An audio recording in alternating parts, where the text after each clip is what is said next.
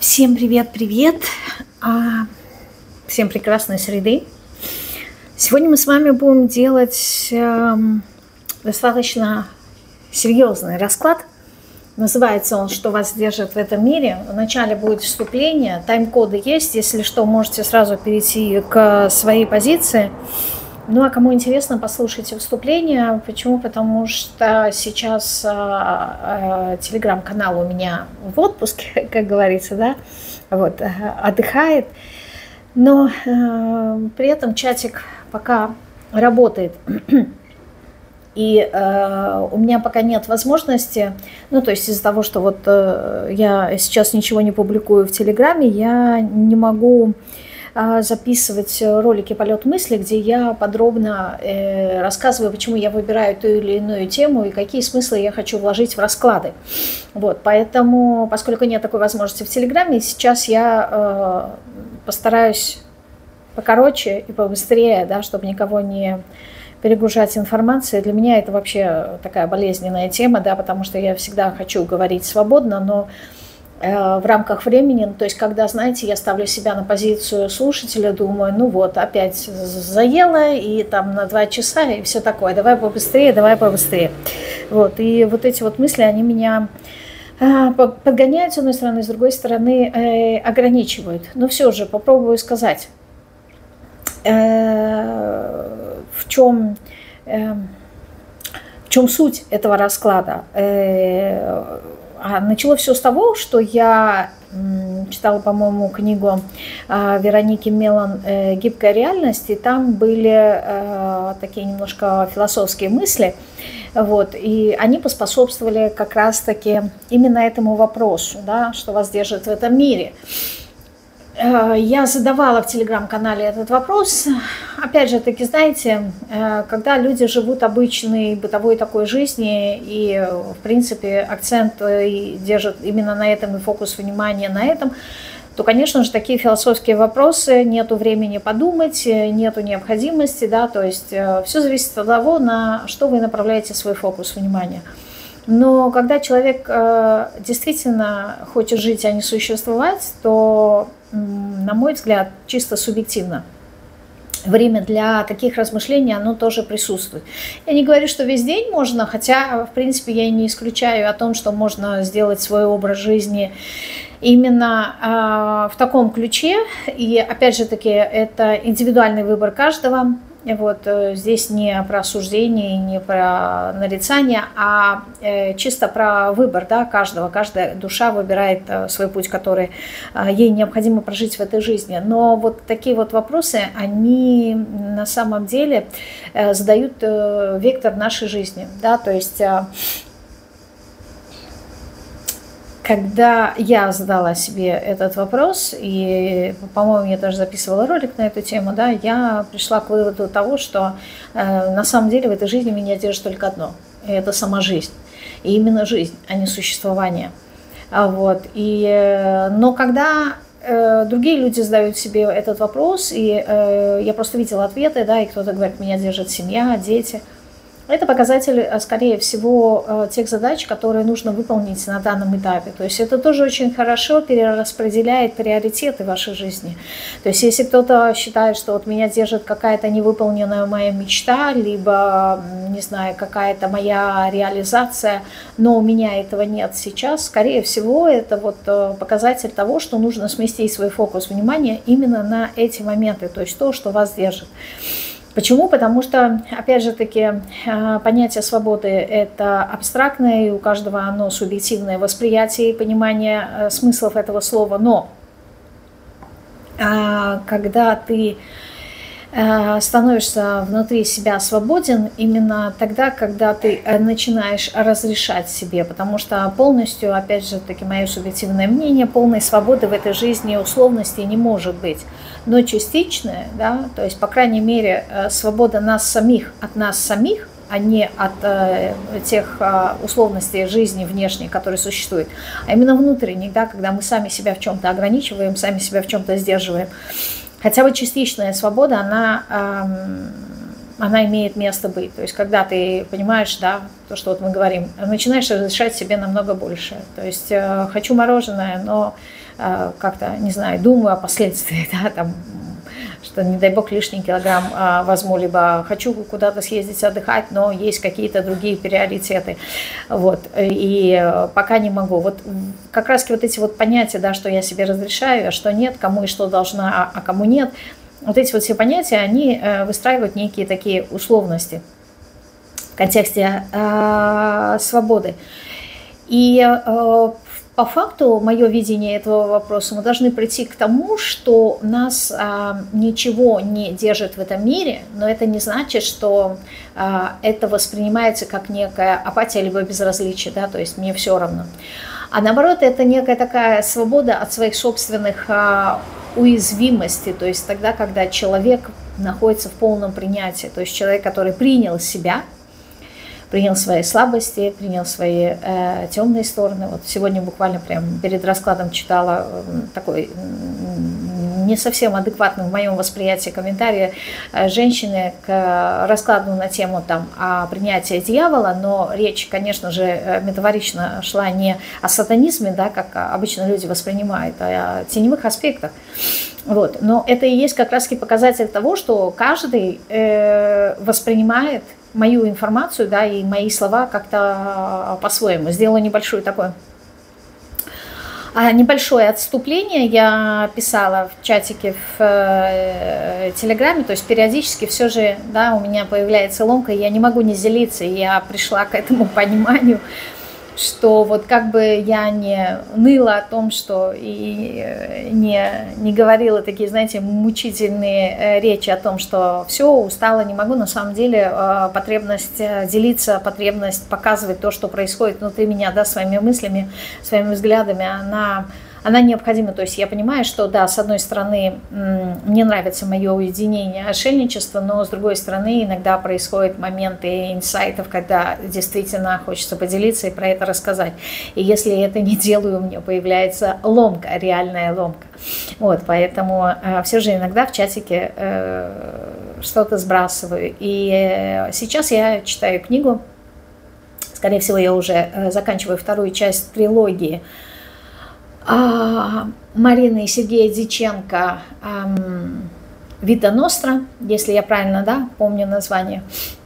Почему? Потому что у меня есть такая фишка, знаете, я читаю книги, и для меня абсолютно не важно, кто автор и название книг. И, ну, то есть вот эти вот моменты я просто упускаю из вида, потому что они не несут для меня значимости, да, какой-то важности. Для меня важна суть книги. С одной стороны, это может быть не очень-то и хорошо, да, но это не говорит, что я обесцениваю автора.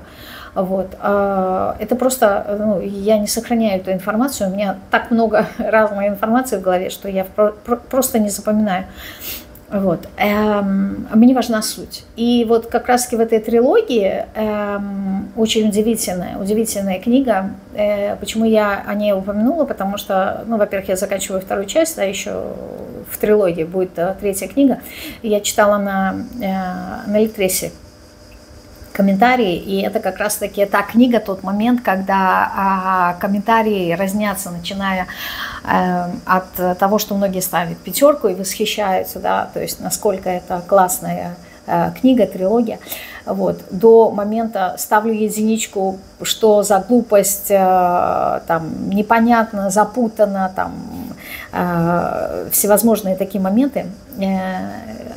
Помню, один комментарий парень писал о том, что когда я прочел, что Сергей Дьяченко имеет отношение к психологии, вот, я понял, что это манипуляция и так далее.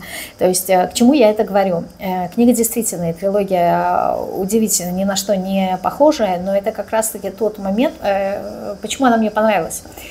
Именно в написании метафор она очень напомнила меня, поэтому она мне и понравилась, потому что вошла в резонанс со мной. И то, что я всегда говорю, то есть что для каждого человека, да, чисто субъективно является гармонией. Гармония – это субъективное состояние, тогда, когда мы находимся в резонансе, тогда, когда то, что мы видим вокруг себя, оно созвучно нам, нашим внутренним состоянием, да, нету никаких противоречий, и мы чувствуем себя спокойно и удовлетворенно, наполненно, да, то есть мы говорим, я вижу эту красоту, почему? Потому что эта красота, она излучается из нас самих, то есть есть согласие, резонанс внешнего мира и внутреннего. Так вот, вот эта вот книга, и даже не сама книга, а именно стиль написания, он полностью метафоричный. И поскольку в нем переполнен такими, знаете, глубокими смыслами, это та книга, которую вот реально умом не можешь воспринимать, потому что это взрыв мозга. Я помню, когда я писала курс «Древо жизни», и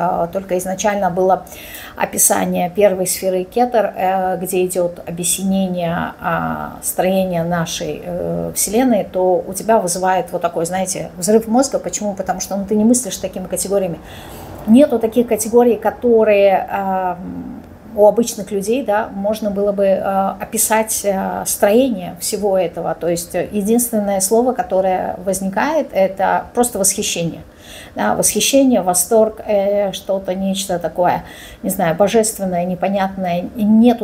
Наш мозг, он не мыслит такими категориями, да, это он слишком узкий в таких понятиях. Вот примерно эта книга, она в тех же категориях, да, и для того, чтобы понять смыслы, которые вложили авторы в эту книгу, да, я не знаю, надо чувствовать, наверное, там, как я и написала в отзыве, наверное, там, я не знаю, 3-м, 5-м, 10-м каким-то чувством, потому что где-то глубоко внутри себя, там, на уровне интуиции, ты вроде бы улавливаешь эти состояния, эти смыслы, но головой это объяснить невозможно, но ощущение того, что ты это понимаешь. Это к чему я все это вступление говорю? К тому, что как раз-таки вот мои расклады, я понимаю, что многие, во-первых, ну, ясное дело, что лето, просмотры падают, но получая некую такую обратную связь от некоторых из вас, я понимаю, что смыслы и понятия стали еще тяжелее. Еще тяжелее именно не в контексте неинтересности, хотя такая тоже есть, да, то есть нету такой вовлеченности, а в контексте того, что смысл, который вкладываю я, их сложно понять некоторым, да, не всем, конечно же, но некоторым людям, да, и отсюда нету вот этого вот именно резонанса, да, то есть люди не мыслят примерно теми категориями, что и я, ну, хотя бы в этом направлении, и поэтому здесь очень сложно понимать такие расклады. Но в моем понимании, да, я считаю, мое субъективное мнение, что на канале саморазвития такие вот достаточно абстрактные расклады, они нужны. У меня есть расклады, спонсорские расклады, да, когда у меня было спонсорство на канале, я записывала такие отдельно философские расклады. Вы их можете тоже в любой момент приобрести. Об этом есть по ссылке моей услуги внизу, да, под этим роликом. Я недавно тоже выкладывала гид по каналу, если вы посмотрите на основной странице, да, ролики, вы увидите этот гид, где я рассказываю, куда и что нужно нажать. Я просто не знаю, как его закрепить и куда бы его закрепить, так чтобы люди видели, и чтобы я могла делать отсылку. Но те, кто с технологией на «ты», им понятно, да, не и так все знают, но те, кто не совсем понимает, им сложно. Так вот, если вы перейдете под любым моим роликом, нажмете на ссылку моей услуги, вот, вы сможете в документе в самом низу прочитать про эти спонсорские расклады. Они философские. Опять же таки, там 20 раскладов. Опять же таки, да, кто-то может сказать, что зачем они мне нужны. Вот я просто, знаете, мне иногда сложно понять людей, которые живут, ну, не той жизнью, к которой привыкла я. И это понятно, почему, да. То есть, опять же таки, я мыслю определенными категориями, и я допускаю, что есть люди, которые так живут, но вот именно если мы говорим в контексте развития, да, и есть люди, которые, допустим, смотрят мои расклады, и они хотят развиваться, да, и это понятно. Тогда возникает вопрос, почему эти люди не стараются мыслить, вот, не учатся.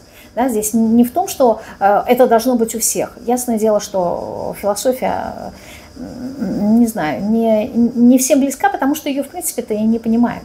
Вот. А не понимают, потому что наверняка либо обучение, так как обучает философия, оно не очень интересное, либо люди не интересуются, понимаете. Нам важно, чтобы все было попроще, чтобы все было легко. А там, где надо действительно включать свои мозги, да, о чем-то думать, созидать, размышлять, мы это не любим. Это слишком энергозатратно для нашего мозга, и поэтому он экономит свою энергию и отказывается от этого. Но если мы говорим в контексте развития нашей души, то преодоление себя, да, то есть использование своей силы воли, вот эта вот сила воли, она как раз-таки, мне кажется, и дана тем людям, которые, в принципе, она есть у всех, но используют ее, как правило, те люди, которые хотят развиваться.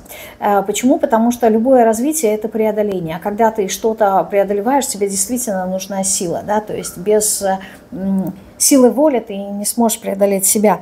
И наглядный пример – это вот спорт, да, непосредственно. То есть ты никогда не получишь медали, если ты не будешь преодолевать себя, да, через боль, через слезы, через силу, через не хочу, через дисциплину, кучу всего. Только таким образом у нас идет рост и развитие. Если мы хотим все так достаточно просто и легко, это тоже возможно, но это очень высокий уровень осознанности, да.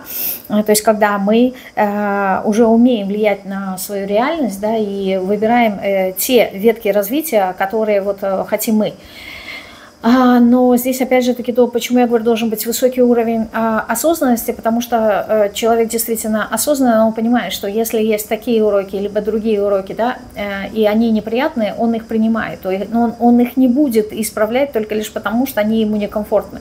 Он будет понимать, что это нужно. Здесь вопрос, как извлечь уроки, да, вот, из той или иной ситуации, и увидеть вот эту вот цепочку причинно-следственных связей, да, для понимания, для развития. Поэтому я и говорю, то есть, в принципе, легкий путь – это путь, как правило, осознанных, очень высоко развитых сознаний людей. Всем остальным, да, мы, в принципе, идем через боль, через трудности, через сложности, через преодоление. Вот. И вот это вот вступление я сказала как раз к чему? К тому, что мы сегодня с вами будем вот это смотреть расклад, да, что вас держит в этом мире. Чтобы вы посмотрели философски, даже не глядя на, не выбирая какую-то позицию определенную для себя, да, просто при возможности, ну хотя бы перед сном задайте себе этот вопрос, да, что конкретно вас держит. И то, что вас держит, это, как правило, то, что необходимо решить именно сейчас. Это то, что требует вашего внимания. Если вы придете к аналогичному моему ответу, да, что в принципе меня держит сама жизнь в контексте того, что мне просто нравится жить. Да, она может быть где-то неприятная, да, она может быть где-то скучная, где-то может быть очень болезненная, ну, в общем, разнообразная. Сама жизнь и вот это вот разнообразие, оно меня восхищает, и мне нравится идти по этой жизни. То есть сама жизнь меня держит. Вот если вы приходите к такому же умозаключению, да, то прекрасно, прекрасно. Это на самом деле, почему я говорю прекрасно, потому что во многих моментах, когда ты находишь ответ на этот вопрос, ты получаешь расслабление. То есть вы начинаете ощущать в теле физически, да, где у вас есть какие-то зажимы. То есть, что именно вас сдерживало? То есть, вот эти зажимы, которые физически ощущаются, это те блоки, которые не дают вам двигаться дальше. Вот. Но опять же таки, отдавая отчет себе в том, что, как пишут некоторые слушатели Лене, мы вас уже не понимаем, да, либо уже неинтересно, уже отписываюсь. Почему? Потому что тоже читала недавно такой комментарий о том, что раньше расклады более существенные, что ли, были, либо более глубокие, ну, не знаю, сейчас как-то, может быть, поверхностные. Не знаю, чисто, знаете, почему я привела тот пример с книгой? Чисто субъективное восприятие каждого человека, да, то есть как писал, да, Омар Хайям, да, двое, которые смотрели в окно, да, один увидел грязь и слякоть, а другой дождь. Вот все зависит от того, что смотрит каждый человек. И это не про красоту смотрящего, а это про то, чем наполнен каждый человек. Вот. Мне такие расклады нравятся, да, конечно же, я начинаю ныть, что вот, мало просмотров, но с другой стороны, это, знаете, это не претензия, и это не желание, чтобы было много прям какой-то пик просмотров. Почему я упоминаю про просмотры? Потому что у меня есть вот какая-то такая, знаете, чисто человеческое, субъективное, эгоистичное какое-то желание донести как можно до большего количества людей, не пробудить. У меня нету этой иллюзии, что вот я там кого-то пробуждаю, а как-то, знаете, вот какую-то искру. Мне хочется донести до людей искру, чтобы они просто начали задумываться, да, чтобы вот выйти вот из этого состояния зомби, когда все как у всех. Но опять же таки, да, это мое эго. Почему я говорю эгоистичное? Потому что это я хочу, да, это моя навязанная воля. Я даю себе отчет в этом прекрасно. Вот, но хотелось бы, да, чтобы все-таки больше людей начали думать. Не обязательно идти в философию, но хотя бы думать, да, думать своей головой. Вот у меня всегда было такое желание с детства. И поэтому, когда я сейчас проясняю некоторым, которые считают, что для меня, когда я упоминаю о просмотрах, что для меня важны просмотры как таковые. На самом деле не совсем так, а за этим скрывается это желание, чтобы люди вот как-то начали задумываться, какую-то искру в них, что ли, зажечь. Вот. Я сказала, да, вступление будет большим. Ну, давайте приступим. Итак, смотрим, да, что вас держит в этом мире. Позиция номер 1. Что вас держит в этом мире? Единички. Что вас держит в этом мире? Страхи. Страхи какие-то, да, страхи. Чего вы тут боитесь?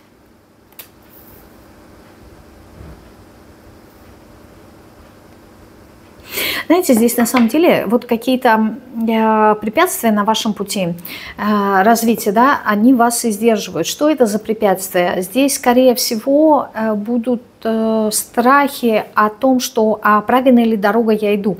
Здесь не совсем про выбор.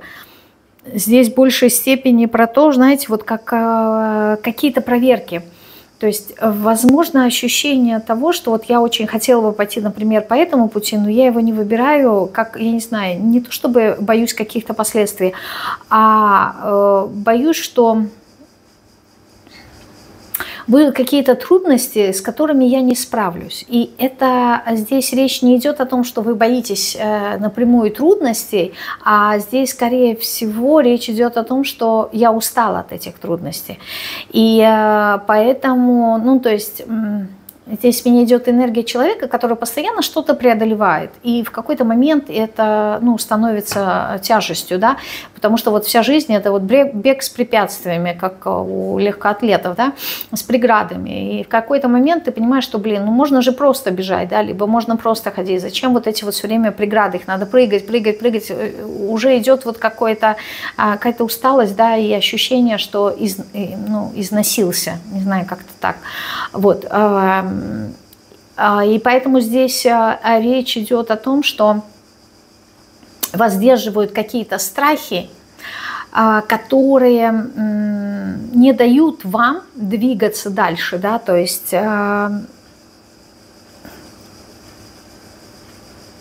вот у меня такое ощущение, что вот вам как будто бы надо вот в эти страхи пойти, вам нужно пойти в эти страхи. Здесь, опять же таки, если мы возьмем философский, потому что здесь ответ будет философский в большей степени у единичек, он такой, да, то есть здесь как будто бы вы что-то боитесь увидеть в себе, то ли то, что вы... То есть вы как будто бы как-то нецелостны, что ли, либо наоборот, вы боитесь расщепить себя на какие-то составляющие, разобраться в каждой составляющей, а потом заново себя собрать. То есть здесь вот какой-то вот такой глубокий страх своего собственного существования. Ну-ка более конкретно, что вы тут боитесь? Ну,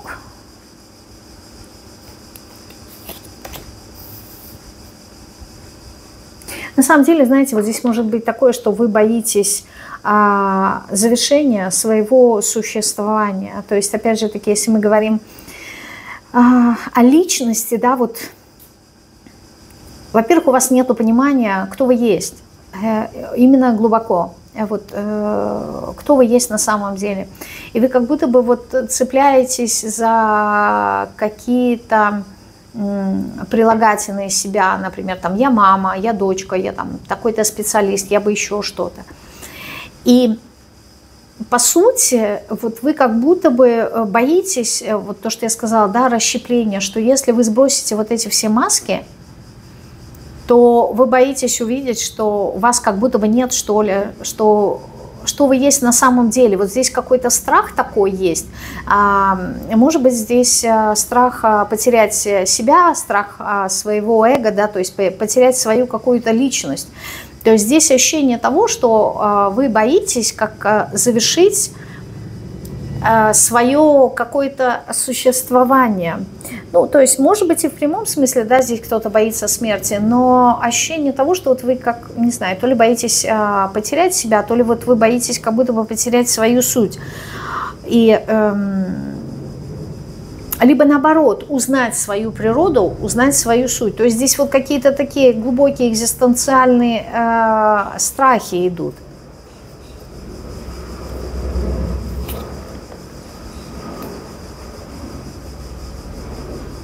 Есть какие-то моменты в вашей жизни, да, которые вот вам хорошо известны, они вам понятны, приятны, и вы, вот это в контексте страха, да, вы говорите, что ну нет, мне так хорошо, и поэтому ничего другого мне в принципе не нужно, потому что что-то другое, если я буду выбирать, есть такое ощущение, что вот как будто бы кораблик зашел в какую-то гавань, вот, и основался там, бросил якоря, и он не хочет выходить из этой гавани, из этой бухты. Почему? Потому что впереди там открытое море, там может быть непогода, и я могу и не выжить. И вот этот вот страх, он вас сдерживает вот в этой гавани, в этой бухте, но при этом предназначение корабля – это как раз-таки путешествие, а не его остановка и то, что он бросил якорь.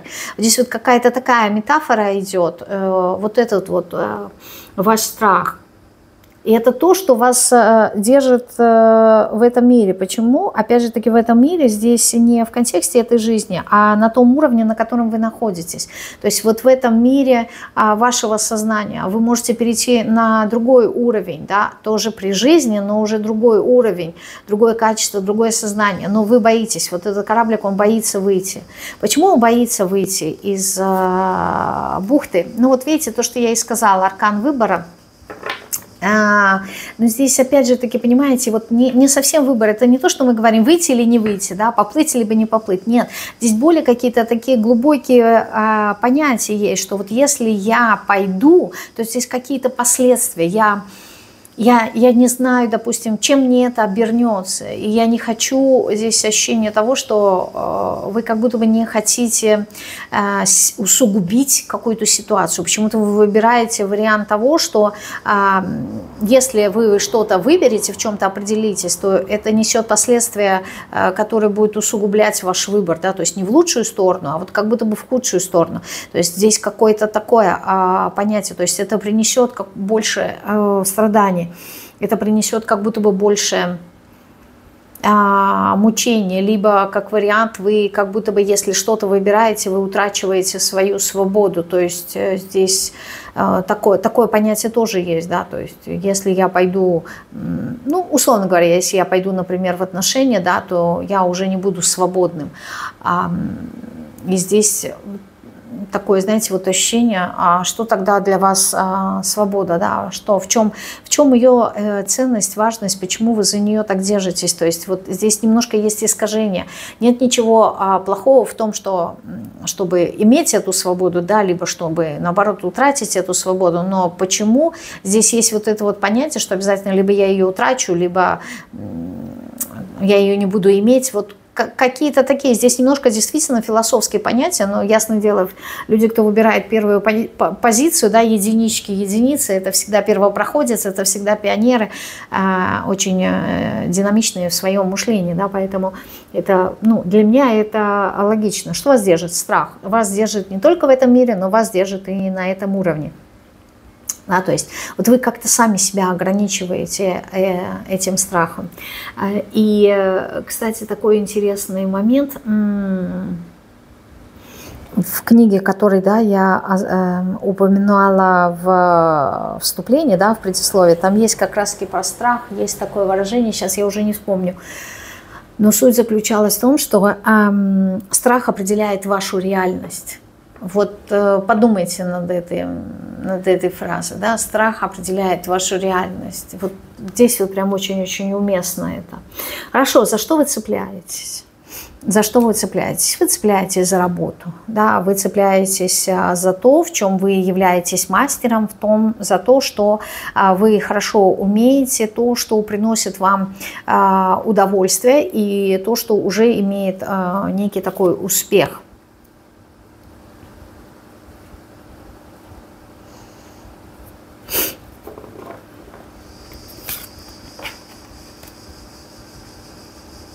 Вы цепляетесь за то, я бы сказала так, за сопротивление, за некую такую борьбу против перемен. Вот веет, да, здесь некой такой стабильности, хотя очень интересный момент энергетический здесь есть, что, да, я могу сказать, что вы какой-то стабильный, такой фундаментальный, основательный человек по своей структуре, но именно в контексте интеллекта вот у вас есть какая-то такая, знаете, очень активность и подвижность. Причем вот этот вот образ кораблика, о котором я с самого начала начала говорить, он просто у меня появился, он очень хорошо это описывает. То есть есть некий такой якорь, да, некая стабильность, но этот якорь поднимается по цепочке наверх, да, к самому кораблику непосредственно, но кораблик может быть подвижным, да, то есть он не то, что он замер, то есть настолько, насколько цепь от якоря позволяет ему двигаться влево, вправо, вперед, да, либо по кругу, по часовой стрелке против часовой стрелки, то есть минимальные какие-то движения, они есть. И вот эти вот минимальные движения, да, в вашем интеллекте присутствуют, да, то есть в вашем ментальном поле. Я могу сказать, что у вас очень такой подвижный ум, который, да, он может идти в перемены, но не, то есть на уровне интеллекта, да, эти перемены, они у вас приветствуются, да, то есть вот расширение сознания, но на уровне материального мира нет. Все стабильно, все конкретно, все статично, и поэтому вы цепляетесь за эту стабильность, да, и в большей степени я вижу вас человека, который идет не вширь, а я бы сказала так, знаете, вглубь.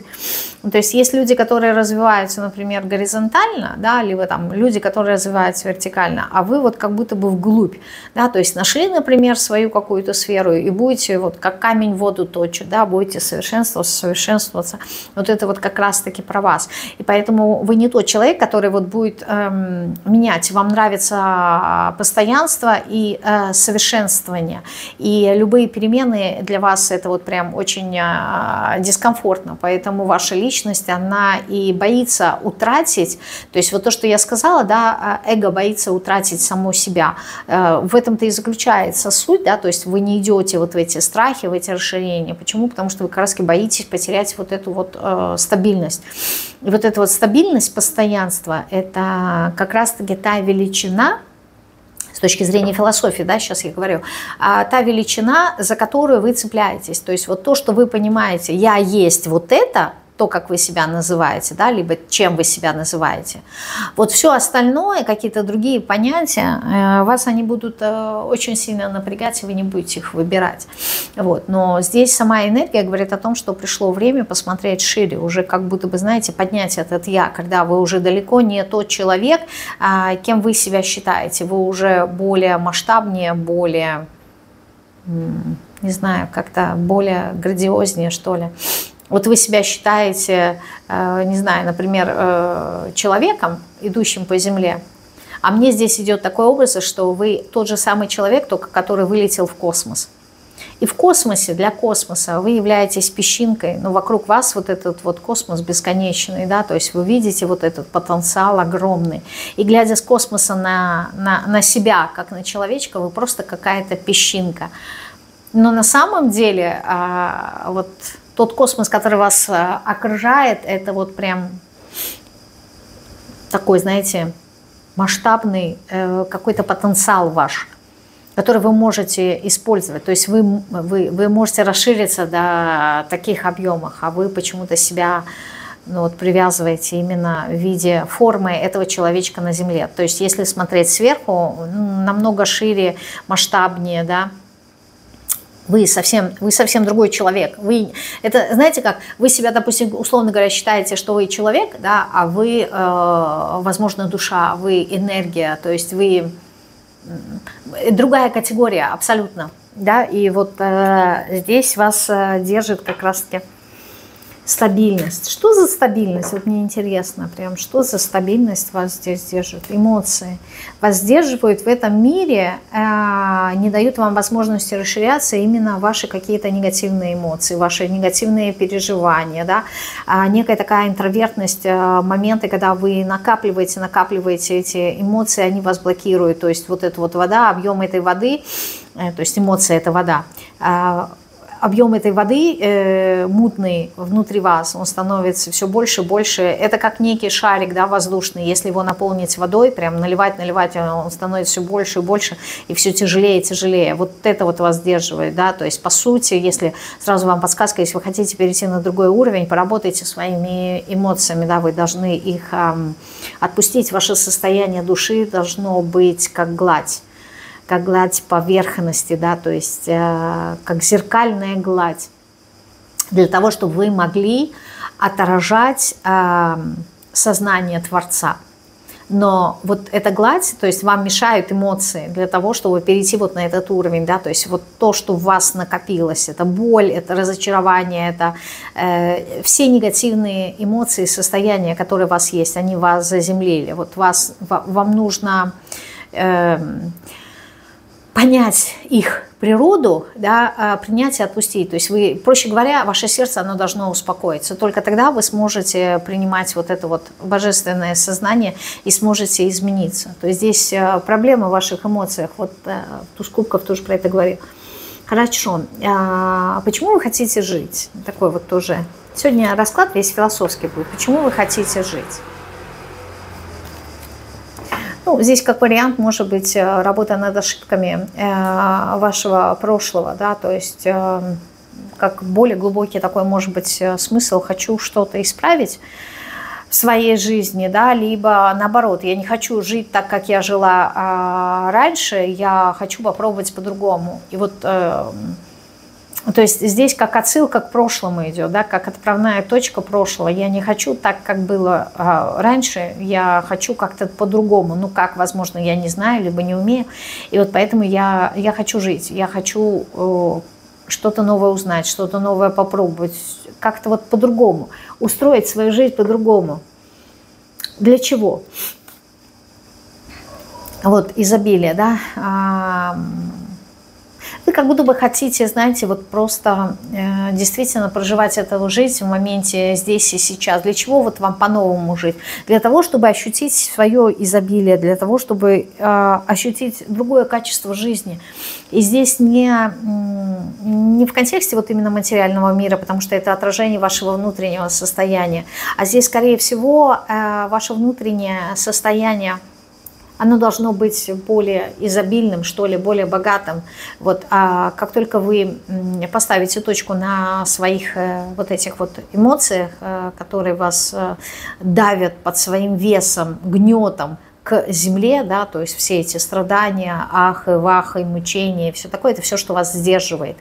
Вот, как только вы избавитесь в некоторой степени, откажетесь, не знаю, чиститесь от этих эмоций, вы увидите свое изобилие, свое вот это вот богатство, внутреннюю красоту, и она потом как гладь, а как раз-таки и отразится во внешнем мире. Вы увидите эту красоту вовне, и ваше качество жизни и изменится. И вот здесь, если бы мы говорили о предназначении, то вот ваше предназначение как раз-таки именно в этом и заключается, да, то есть предназначение вашей души.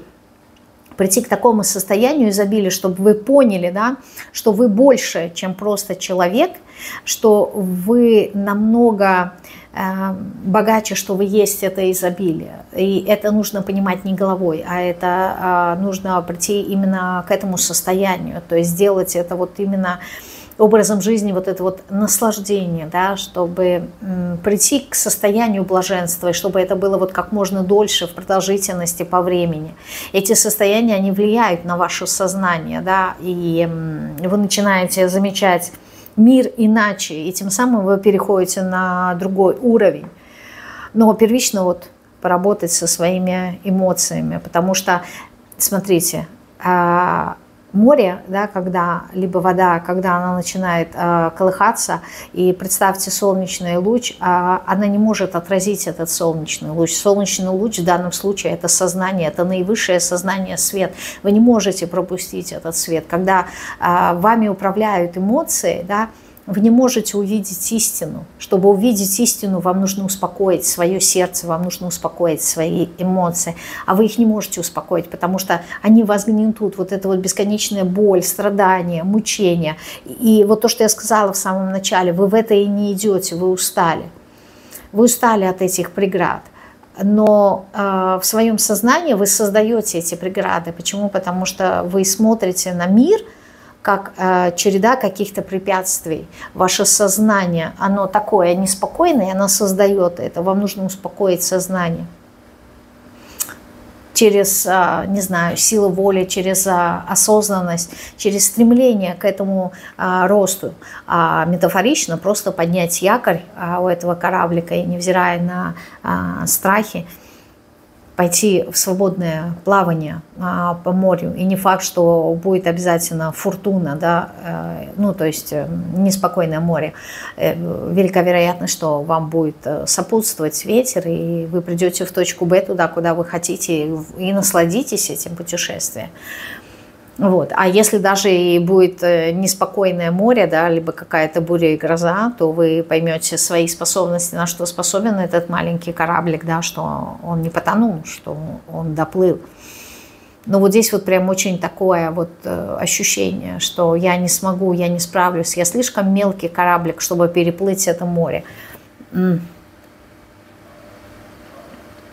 Здесь вот такая позиция. Прям мне очень-очень понравилось.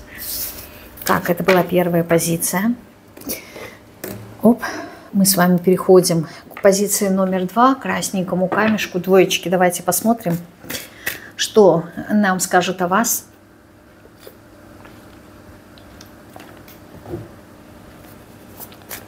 Что вас держит в этом мире? Что вас держит в этом мире?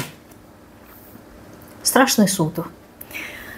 Вас держит в этом мире какие-то ваши кармические уроки, да, то есть следствие тех причин, которые вы посеяли. Здесь, скорее всего, нужно будет много что исправлять. Либо, как вариант, здесь держит вас в этой жизни семья. Понятие семьи и понятие прошлого. То есть здесь вам, чтобы возродиться, чтобы переродиться, чтобы стать более осознанным, вам нужно увидеть причины тех моментов, что вы сеяли в прошлом. Прошлое это может быть это воплощение, может быть предыдущее воплощение. То есть вы здесь, по сути, на отработке. На отработку своих действий. Я не хочу говорить ошибок, да, потому что все имеет место быть, да, смысл есть определенный в тех или иных действиях. Но вот вы здесь как будто бы на отработке. Ну и кого-то вас держит. Семья. Прошлое. Боль. Очень много боли, очень много страданий вас держит в этом мире. Огорчение, разочарование. Именно, вот видите, в двойке кубков. Именно личная жизнь. То есть вас держит в этой жизни личная жизнь как таковая. Для кого-то это может быть то, что не удалось создать ту семью, которую хотела, не получила ту пару, которую хотела, забрали пару, которую хотела. То есть и физическая смерть здесь тоже может быть.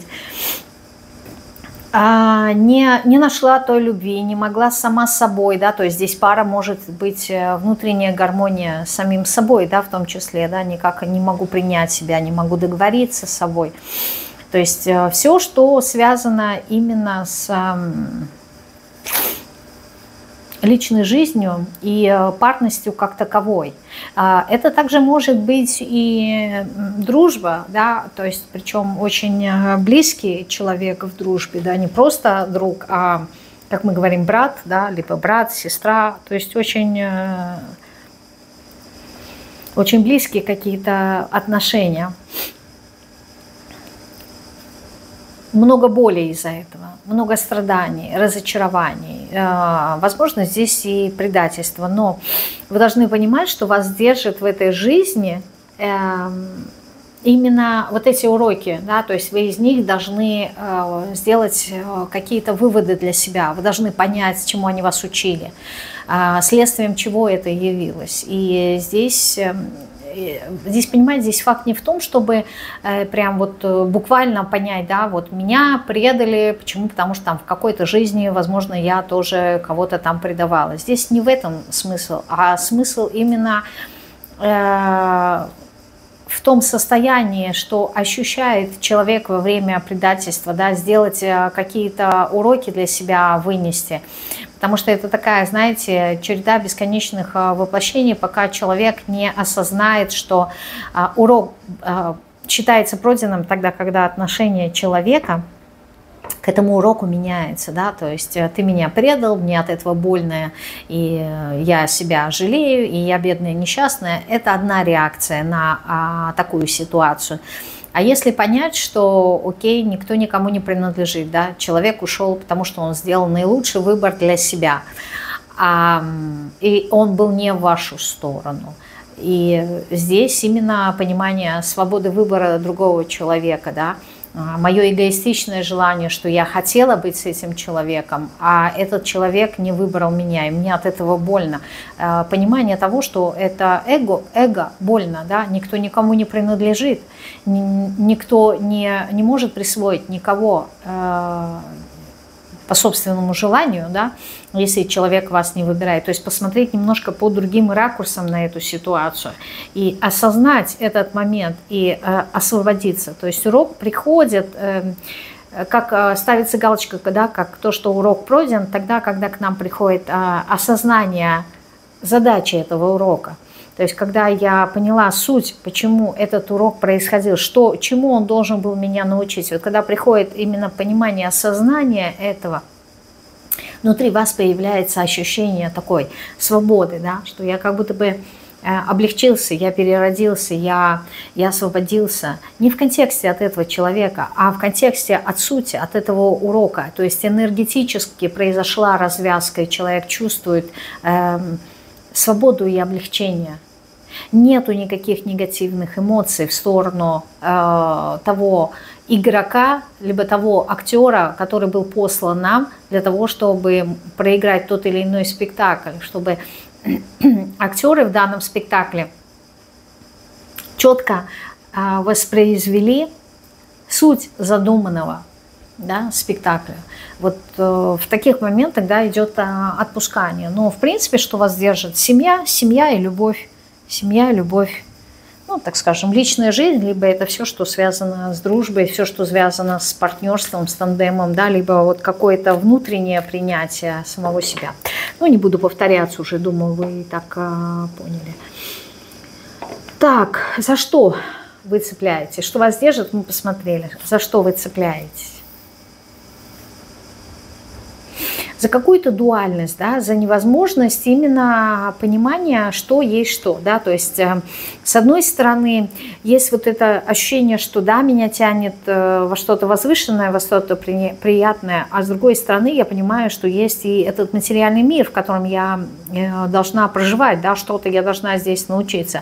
И вот это вот раздвоение некое такое, да, распирание изнутри, что вот меня тянут то в одну сторону, то в другую сторону, я не могу определиться. Вот как будто бы, знаете, вот вы проживаете эту дуальность этого мира, полярность некую, и вы не можете привести это все к общему знаменателю. Это такое ощущение, что вот у вас нету ответа, да, я либо как маятник, меня мотает то в одну сторону, то в другую, вот эти вот колебания. Я не могу прийти к единению. Это то, что, за что вы цепляетесь. Вы не можете понять. Еще за что вы тут цепляетесь? Ну, за свою личность, да, как-то вот за свое эго.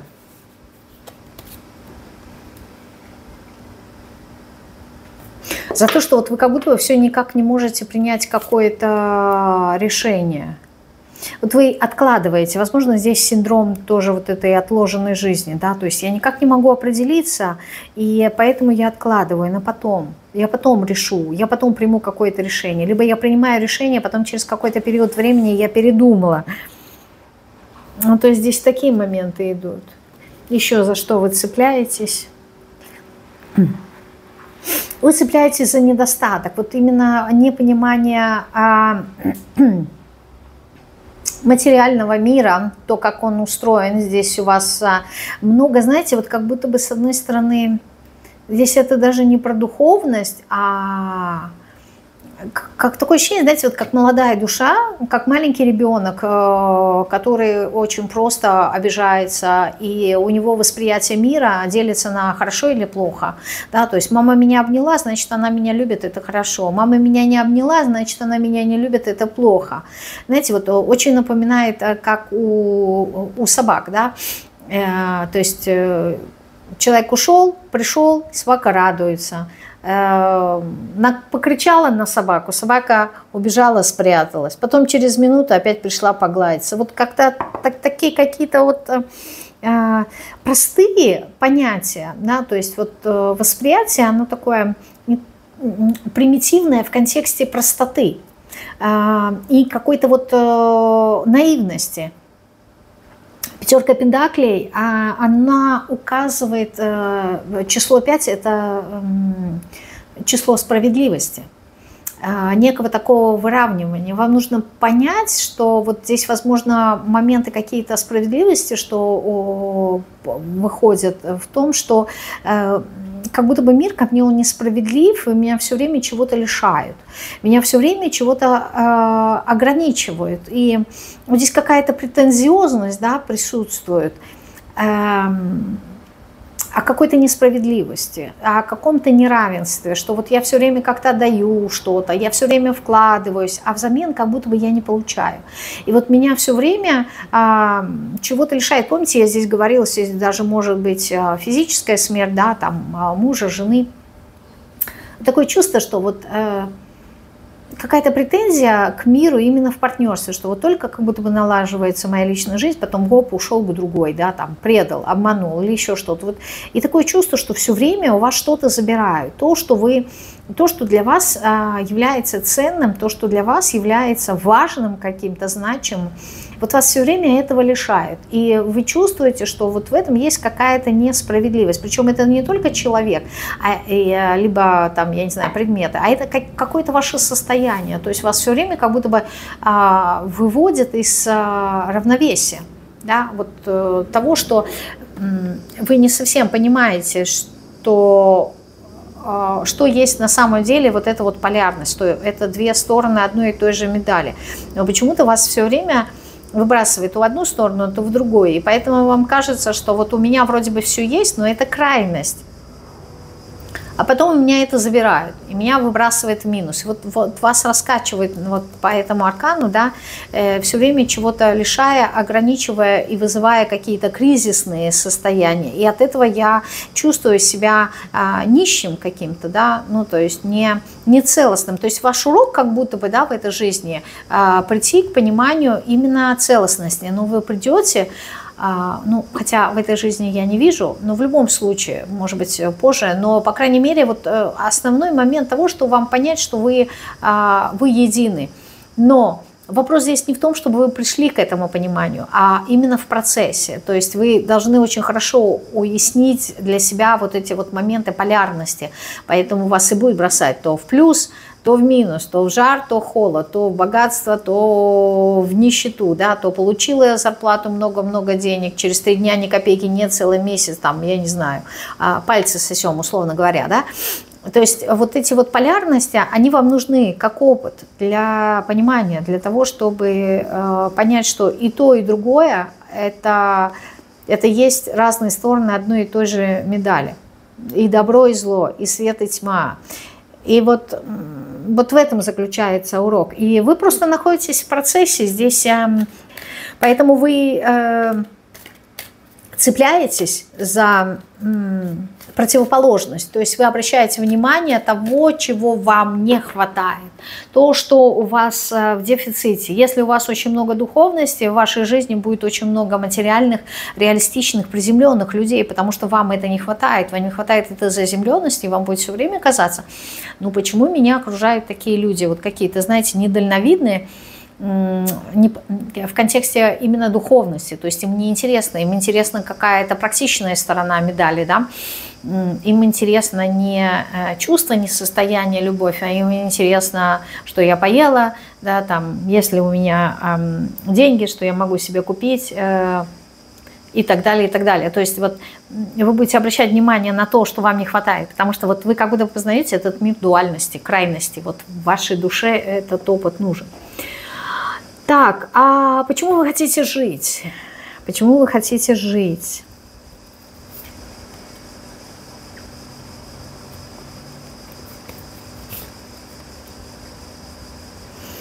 Тройка педаклей, аркан умеренности. А почему вы хотите жить? Ну, потому что вы хотите работать именно вот над этой дуальностью, над этой полярностью, и вам еще придется очень много над этим работать. Потому что вы хотите что-то создавать, да, вы хотите...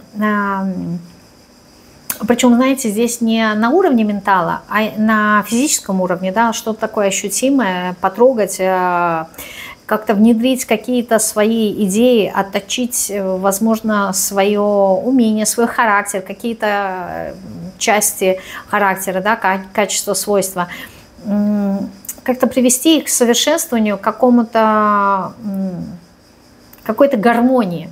То есть у вас все время вот эта вот потребность гармонии, она присутствует, да, то есть вы как будто бы все время как-то хотите все уравновесить, да, то есть вас наоборот выбрасывает в крайности, а вы все время как-то хотите уравновесить. Ну, например, с одной стороны конфликты, да, а с другой стороны такое, знаете, спокойствие, безмятежность, ничего нету. И вы все время как-то вот хотите это уравновесить. То есть вроде бы и не быть полностью покладистой, и с другой стороны не, ну, обходить как-то острые углы. То есть вы над этим работаете. Почему еще вы хотите жить?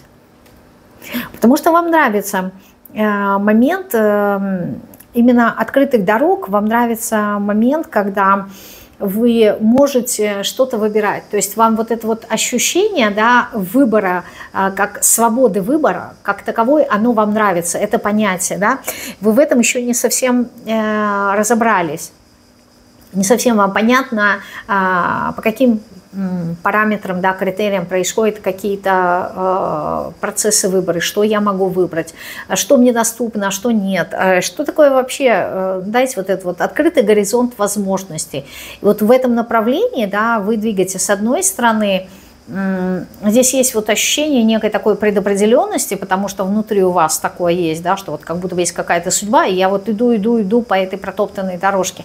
А с другой стороны у вас есть вот это вот ощущение того, что ну не все так просто, да, то есть свобода выбора, она в принципе есть, и вот я ее хочу увидеть. То есть опять-таки, понимаете, какая-то дуальность.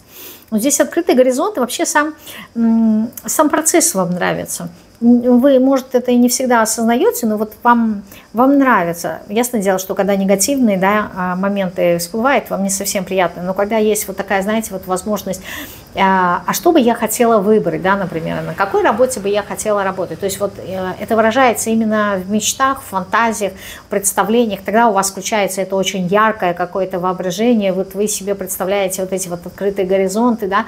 Вот что бы я, если бы была бы свободна от каких-то условностей, ограничений, что бы я выбрала, в каком направлении пошла. Вот вам вот это состояние вашей души, оно вам нравится.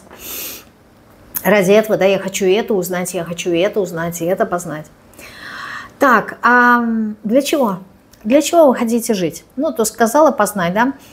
Паж жезлов и есть. Потому что вам все любопытно, вам все интересно, вы почемучка, вы всезнайка. Всезнайка, скорее всего, не всезнайка, а незнайка, да, то есть человек, который хочет все познать, наоборот, да, то есть мне любопытно. Здесь такой, знаете, интересненький Буратино, который свой нос захочет везде засунуть, и это правильно, с одной стороны, да, потому что таким образом вы познаете.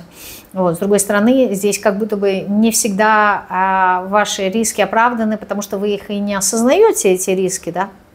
Как маленький ребенок, которому вот интересно везде заглянуть, интересно все попробовать, да, почему? Потому что, ну, нет вот этих вот причинно-следственных связей, то, что я сказала, да, что вам в этом заключается урок, вам еще и нужно будет их познавать. Но здесь вот эта вот любознательность и интерес, это искра, которая у вас зажигается периодически, когда что-то новое появляется на горизонте, да, какое-то ваше желание, либо какая-то амбиция, вот вы загораетесь, и вы хотите это попробовать, и вы идете в это, да, без, возможно, с какой-то неуверенностью, но при этом вот это очень сильно вас вовлекает в процесс, манит. Это вот такой спусковой крючок, который сподвигает вас к познанию этого мира, да, через огненность, через движение, через какой-то вот энтузиазм, то, что вам нравится. Для чего? Ну, это момент обучения. Да, эти пажи выпали. Это начальная энергия. Я хочу познать, как я могу реализовывать свои желания в этом мире. Да, паж пентаклей. Плодотворная такая почва, в которой мы будем сеять семена. Что мы посеем, будет зависеть от нас. Да, но почва нам даст ровно столько, сколько мы в нее вложили семян. То, что мы посеяли. Вам интересно познать этот мир. Вам интересно познавать ценности, да, что важно, что не важно, как, почему. Вообще, я бы сказала так, вы не относитесь к категории, например, людей-исследователей, потому что это, вот, наверное, как-то к единичкам больше. Здесь я бы сказала так, знаете, любознательный малыш, который хочу все знать, да, вот хочу все знать, хочу все понять, мне все это интересно, меня этот мир завораживает, меня этот мир интересует, прям, знаете, такая дорога, либо какой-то, как он называется, коридор, в котором очень много, в конце коридора свет, очень яркий свет. И там открытая дверь. Но вы не идете на этот свет. Почему? Потому что слева, справа с этого коридора у вас есть разные двери с разными ручками, с разными расцветками дверей.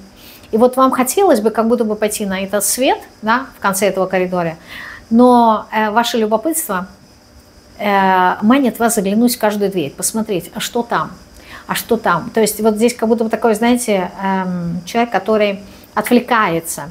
Но внешне это может казаться, что вы отвлекаетесь от своего пути, да, к свету, но с другой стороны, каждая дверь, она несет какой-то определенный опыт. И вот вам интересно, что там за этой закрытой дверью.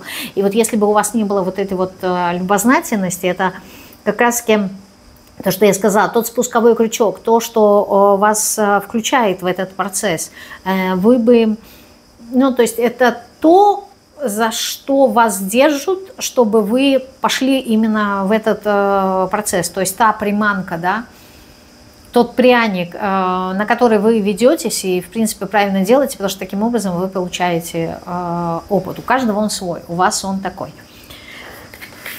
Так, напишите, двоечки, насколько вам понятно то, что я вам тут протрактовала. Потому что я сказала в самом начале, расклад не будет простым для понимания. Да? Как говорится, как корабль назовешь, так он и поплывет. Какое название, какая тема, такой и расклад. Так, позиция номер 3. Что вас, троечки, держит в этом мире? Угу.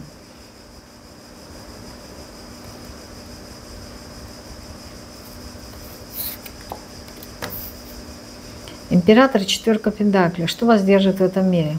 Вы держите сами за этот мир, за эту стабильность. Это единственная понятная какая-то функция для вас в этом воплощении. То есть вы сами держитесь за ту стабильность, в которой вы находитесь, в которой вы пребываете. То есть если по первой позиции что-то аналогичное, но там немножко в другом формате, там страх, человек боится потерять, знаете как, там вот как будто бы какая-то птица, как голубь, который сидит на открытой форточке, и он боится полететь. То есть он не то чтобы не верит в свою природу, да, что он птица, а все равно есть какой-то страх. Но рано или поздно эта птица взлетит и улетит. Ее держит страх. А вас держит материя как таковая.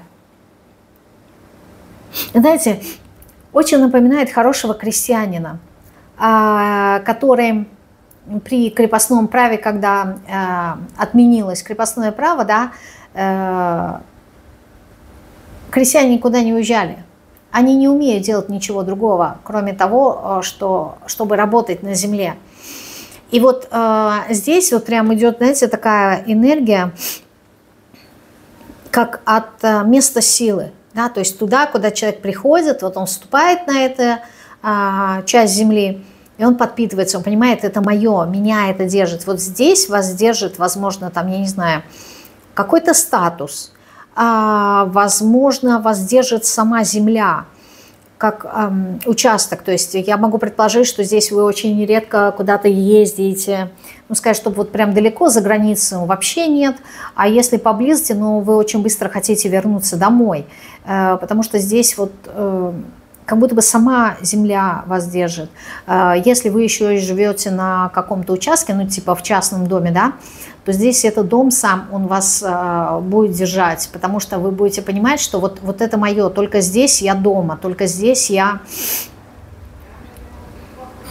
прям, ну, чувствую, что оно мое. Я могу предположить, что вы действительно являетесь землянами, да, в своем происхождении, не какие-то с других планет, да, то есть, возможно, вы являетесь коренным населением, да, Земли, потому что вот здесь есть такое.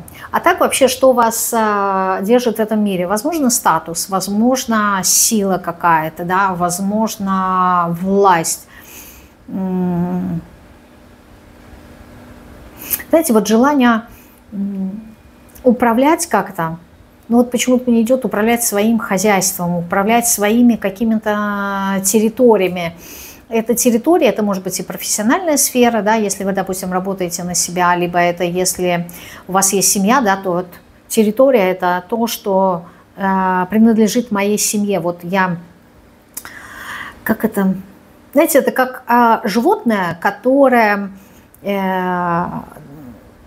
получила свою добычу, и когда другие животные хотят полакомиться, да, тоже съесть, то вот как будто бы альфа-самец, да, вот он как-то кладет свою лапу, да, на эту добычу и говорит, это мое.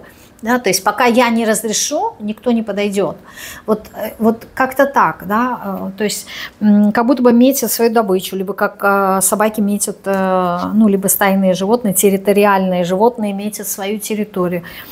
Вот вас держит в этом мире то, что вы считаете своим, своей какой-то собственностью, своей территорией. То есть это может быть и недвижимость, это может быть семья. Это может быть какая-то ваша работа. Вот то, что вы считаете своим.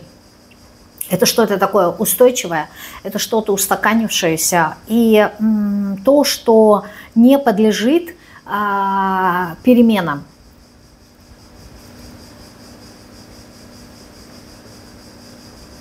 Что еще вас держит в этом мире? Ну, нежелание двигаться, да? Вы не хотите оставлять вот то, о чем я описала. Вам не интересно какая-то новизна? Знаете, вот у меня здесь идет образ некого такого императора, который всегда будет интересоваться, что там, как говорится, за бугром, да? Приходит какой-то посыльный, либо гонец, который, либо какая-то газета, не знаю, новости, которая будет вам все время говорить, что там за бугром, да, то есть что там за пределами ваших владений. Но при этом, вот, что вы как-то вот самому пойти, сесть на коня и поскакать в эти неизведанные земли, нет. Вы вот такой вот прям управленец, прекрасный, хороший в своих владениях.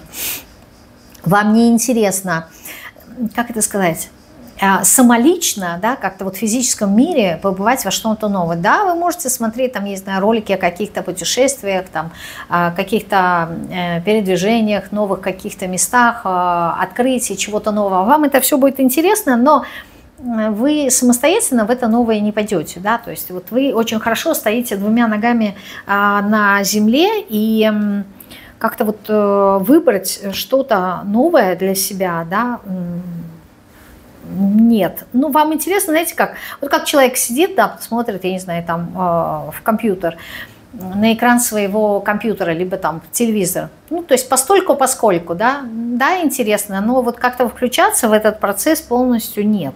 Я не хочу. Что еще вас держит в этом мире? Ну, для кого-то здесь дети, прям именно дети реально, а для кого-то, вот знаете, ваше ощущение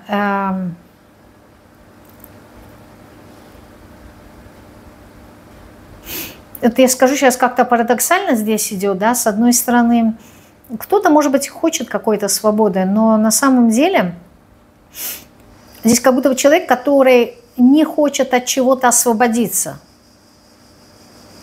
И в данном случае, возможно, это вот какое-то новое перерождение, да, то есть здесь может быть и физической смерти, да, страх, то есть человек, который не хочет уходить из этой жизни. То есть что вас держит в этой жизни?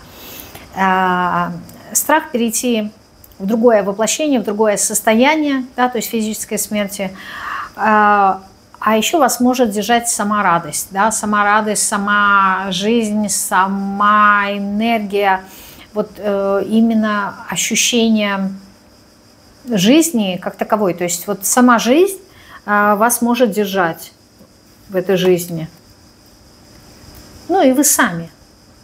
Какие-то ваши успехи, да, какие-то успехи, либо те, которые вы еще не достигли, и вы стремитесь к ним, либо те, которые уже у вас наработаны, и вот вы за них держитесь. Вы вообще такой человек, который, знаете, собственник. Вот во всех его понятиях и проявлениях. Я не могу сказать, что вы жадный человек, но вот вы собственник. Вот мое, это будет моим. Я никуда никому ничего не дам. Поэтому может быть какая-то даже и недвижимость тоже, да, то, что я сказала ранее, вас тоже может держать в этом мире. А так вообще, в принципе, радость, праздник вы сами. Вы сами. Так, за что вы цепляетесь? Возможно, за какие-то идеи нереализованные.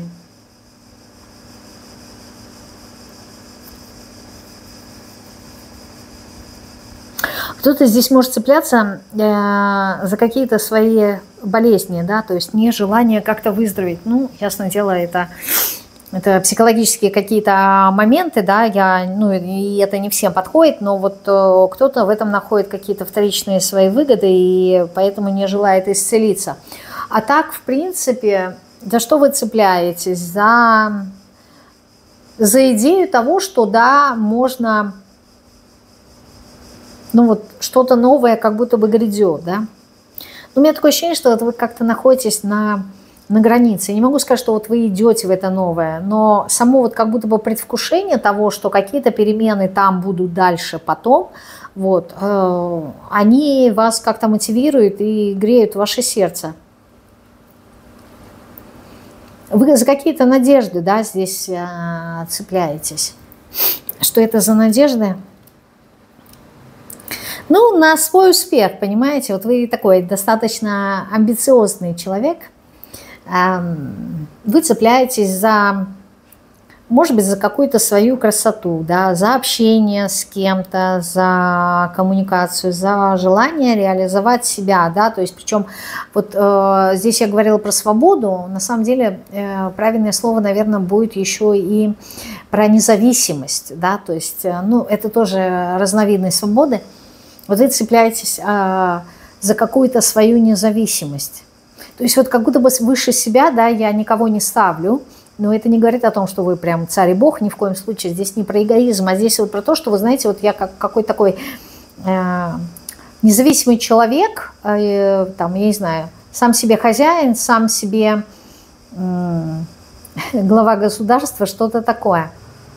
Вы не можете, чтобы кто-то стоял над вами. Вам это будет очень сложно. Особенно если вы работаете в какой-то организации, да, то для вас будет авторитет только вот прям, ну, сама глава там, организации, там, главный директор, либо еще что-то, а не какие-то там, ну, главы отделов, да, то есть вы их как будто бы не воспринимаете, ну, не считаете с их мнением, вот так скажу, да, то есть чисто номинально иерархия присутствует в вашем понятии, но вот для вас вот как будто бы 1-3 человека являются авторитетами, все остальное вы сами. Так, почему вы хотите жить? Потому что вам нравится жизнь? Потому что вам нравится богатство, роскошь, комфорт, удобство?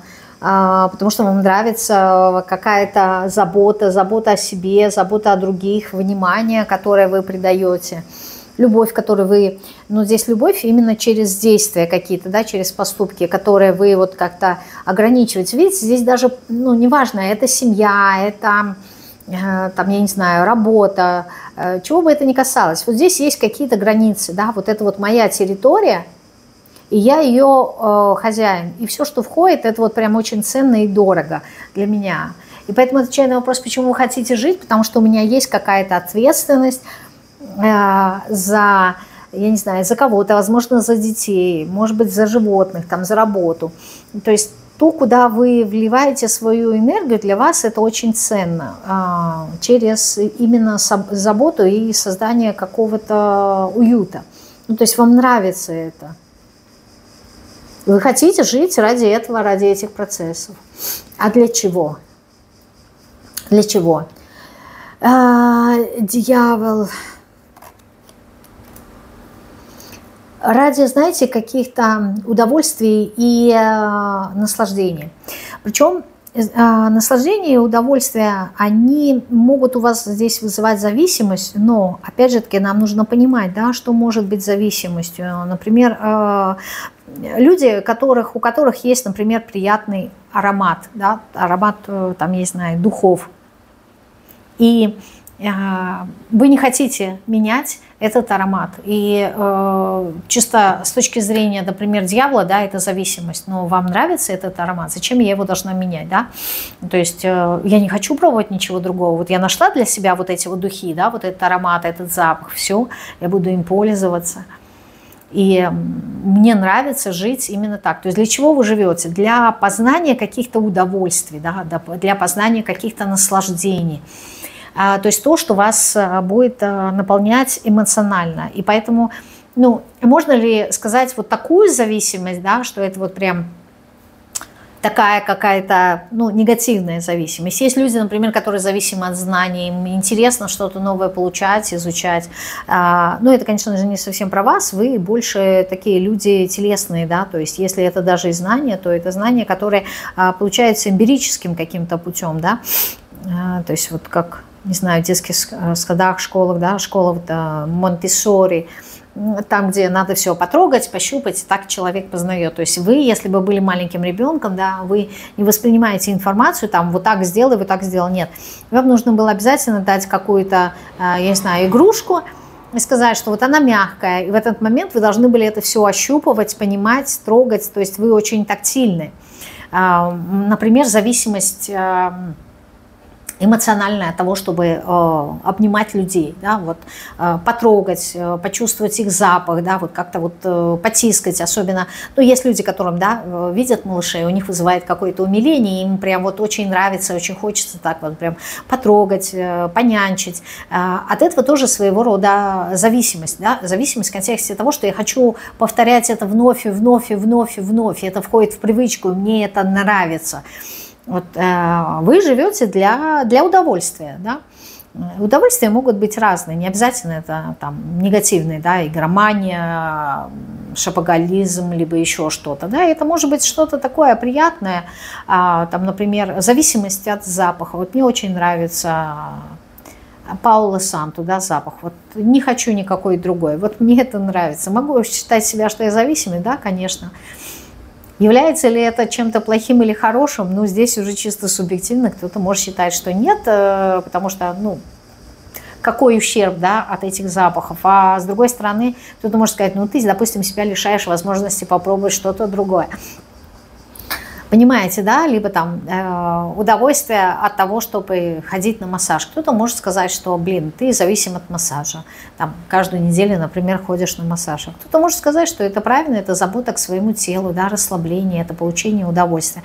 То есть все чисто субъективно. Вот для чего вы живете? Для самой жизни, но здесь жизнь не в контексте, как была, например, в предыдущих, да, позициях там, понятия любви, а жизнь ради удовольствия, наслаждения. То есть вы когда наслаждаетесь, там, может быть, получаете удовольствие от еды. Это не обязательно, чтобы это вот прям был какой-то, ну, фастфуд, да, там хамбургеры, либо еще что-то. Нет, это может быть красиво приготовленная домашняя еда, да, и вот может быть зависимость, знаете, как у мужчин, зависимость от маминой еды, да, то есть мама так вкусно готовила, что вот, ну, не хочу я никакой другой еды, вот хочу домашней именно маминой еды, да, вот как что-то такое вкусное.